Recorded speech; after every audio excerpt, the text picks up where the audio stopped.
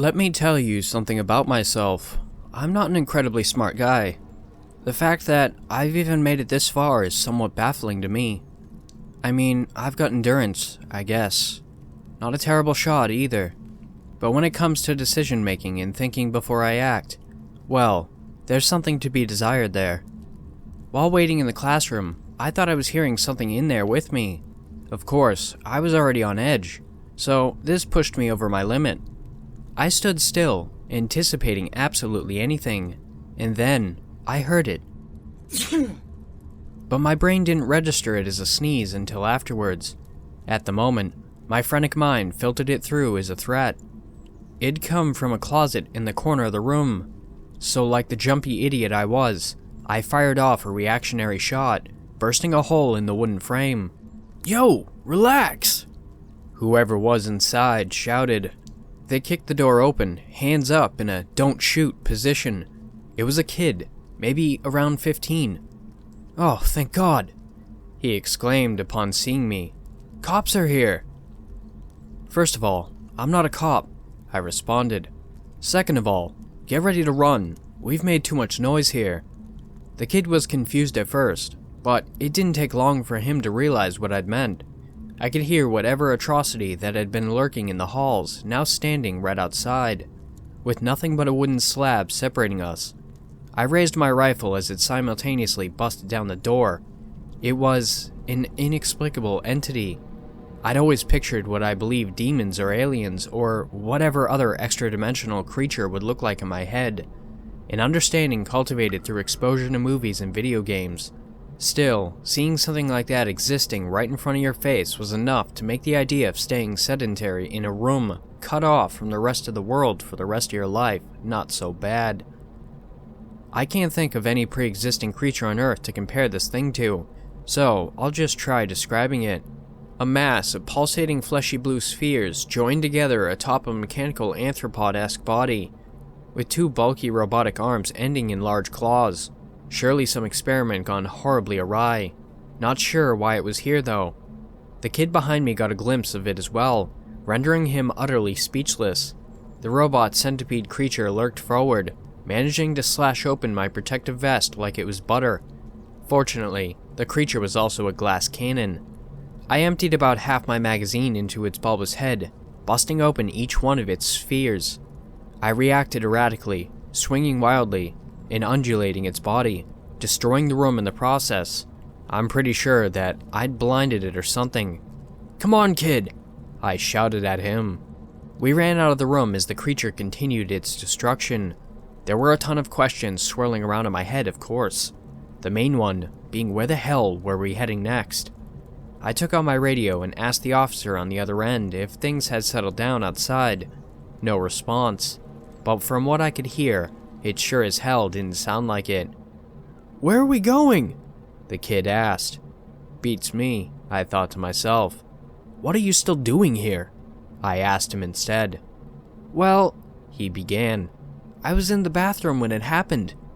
"Okay, still doesn't explain why you didn't evacuate with the rest of them."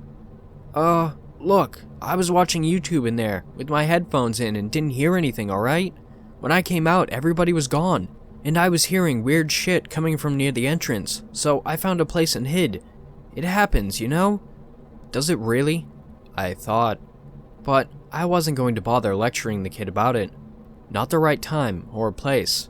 Also, I hardly cared, if I'm being honest. At the moment, we were stuck between a rock and a hard place.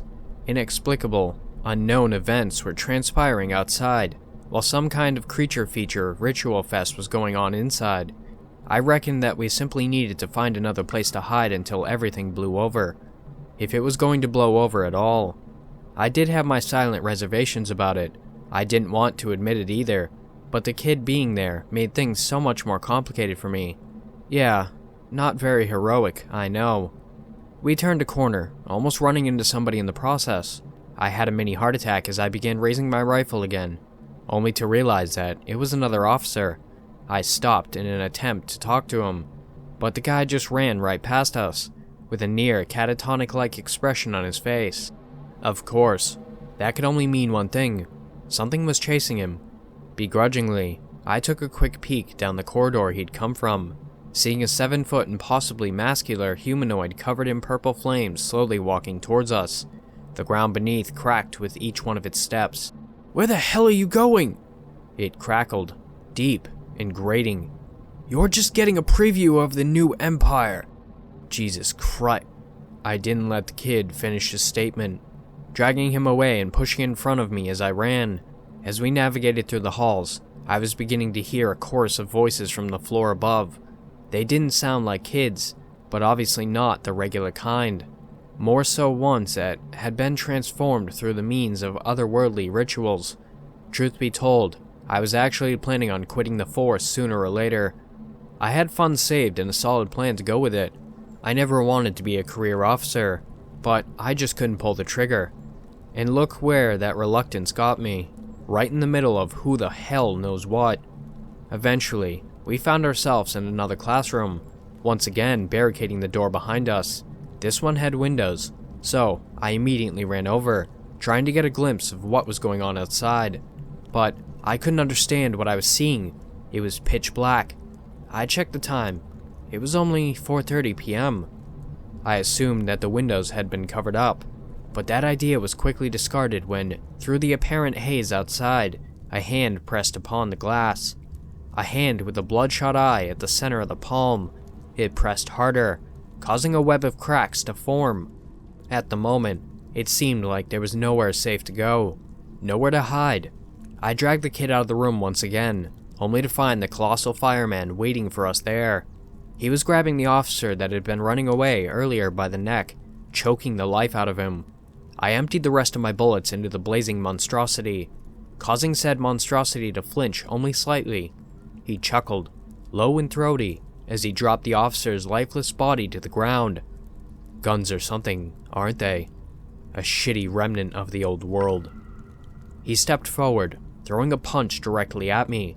Despite using both of my forearms in a cross-guard position to block, the impact still sent me flying into the lockers, rattling my bones and singing my uniform, along with the skin underneath.